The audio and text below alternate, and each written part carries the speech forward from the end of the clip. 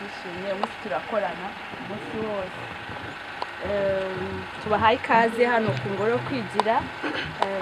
Subiye inyuma wenda kugira ngo mubyumve neza, murabizi ko u Rwanda rwatangiye muri Gasabo, ariko si Gasabo ahubwo uko abami bagendaga bahabwa inshingano zo kuba bakwagura igihugu.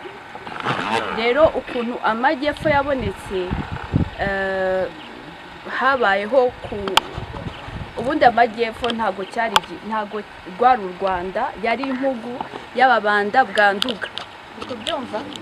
Yego. Ndavuga ibyo mfitana.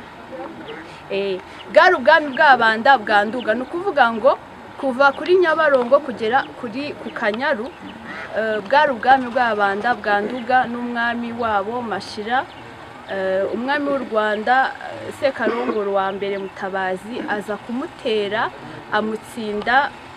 Murabona hano hari urukiko bubatse, munsi gatoya hari ahantu bita ku Twamashyira. Wenda hari abantu bakuru muri mwe bashobora kuba bahandusha neza ahariho, ariko ni muri kaya gace bahita ku Twamashyira, niho umwami w'ababanda bwa Nduga bamutsinze.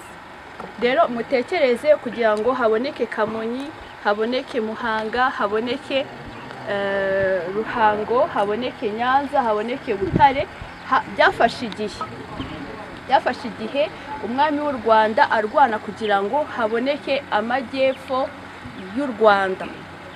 Yego. Rero kubera iyo mpamvu bamaze kwihigarurira neza, ni ukuvuga ngo uyu musozi wabaye umusozi w'intsinzi. Hanyuma umwami Mutara wa gatatu Rudahigwa, nyuma y'uko yari yubakiwe ingoro iri mu Rukari mu 1932, aza kwishimira ko hano hantu hakoze amateka, habaye umusozi w'intsinzi y'uko yahibakira ingoro ye bwite, nyuma y'uko yari avuye mu rugendo mu Bubiligi, avuye gushakisha ukuntu yatangaza ko akeneye ubwigenge ku gihugu cye.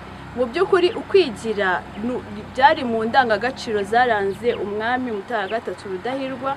Murabizi ibikorwa yagiye akora by'indashyikirwa, murabizi ko ari no mu ntwari z'u Rwanda, murabizi. So yagiye akora ibikorwa byinshi, wenda urugero navuga ukuntu yashakishije ukuntu abana b'Abanyarwanda batangira kwiga ku izina rye, ibyo bita bourse. Aca ubuhake, murabizi ukuntu byagenze, ni amateka maremare. Agerageza kubaka ibigega kugira ngo Abanyarwanda ntibicwe n'inzara, kubera inzara igeze kuba Abanyarwanda bagira ikibazo, ariko none avuga ngo birangirira ahangaha. So murumva yuko umwami Mutara wa gatatu we ubwe mu ndangagaciro zamuranze harimo ukwigira. Nyuma ya Jenoside rero Abanyarwanda twishatsemo ibisubizo.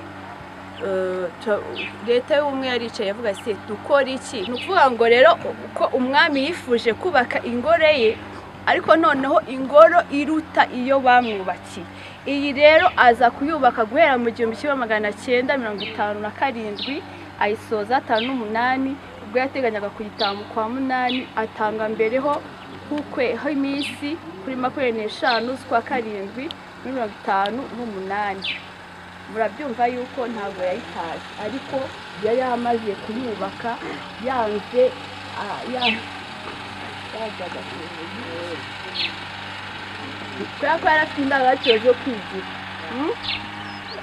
Hanyuma rero nubwo atayitashye, ariko hakoreyemo inzego za leta. Niyo mpamvu iyo uri i Nyanza barakubwira ngo kuri kuru ukaza hano. Uvuga ngo hakoreyemo urukiko rukuru, hakoremo Rusesimari, hakoramo urw'ubujurire,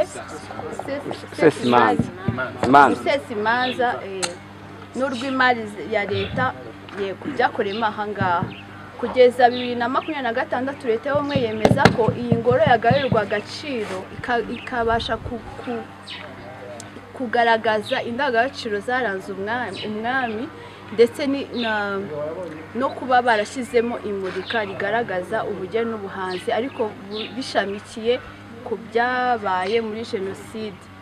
iryo murika ryo sindivugaho cyane ry'ubugeni n'ubuhanzi nubwo ryibezaga cyangwa se ryarishingiye kugaragaza ese nyuma ya jenoside abanyarwanda bameze gute mu mitima.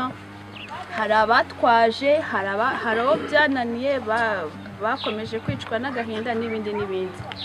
Rero 2022 leta y'ubumwe isanga hagendewe imiterere y'iyi ngoro n'ahantu iri n'amateka yaranze umwe Mutara wa gatatu Rudahigwa ko nta handi hantu hagomba kumurika imurika ryo kwigira kw'abanyarwanda. Byavuye he rero kwigira iryo zina? Byavuye aho abanyarwanda bishatsemo ibisubizo nyuma ya jenoside yakorewe abatutsi mu nzego enye: ubutabera, ubukungu, imiyoborere ndetse n'imibereho myiza y'abanyarwanda. Bishakamo ibisubizo kugira ngo bongere